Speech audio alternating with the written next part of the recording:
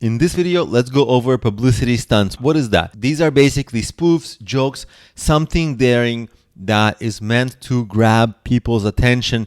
It's a stunt to get attention. It does take a little bit of courage because it's outside the box of what you're currently doing in your business. In your business, it's regular, everyday, status quo, happy customers. You deliver your product or service, you create happy customers, it's done.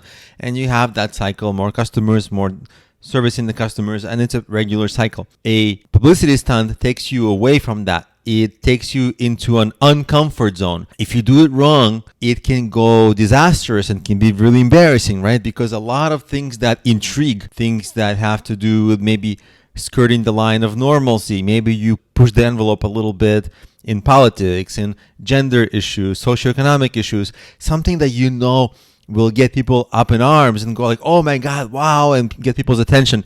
But you're not really trying to do anything malicious. All you're trying to do is promote your business and get people's attention.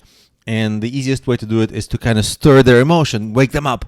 And if you go too far, it will be disastrous. If you do it just right, you'll get a ton of attention, because the whole idea is you do something really cool and noteworthy and maybe unique that gets people to go like, oh wow, look at this. They show their friends. If they're journalists, they publish something about you. You're doing something extraordinary, something new.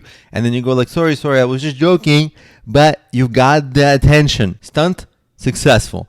Now that's the formula for it at a high level. And in the next video, let's go over a little worksheet and see how maybe you can create a little publicity stunt for yourself.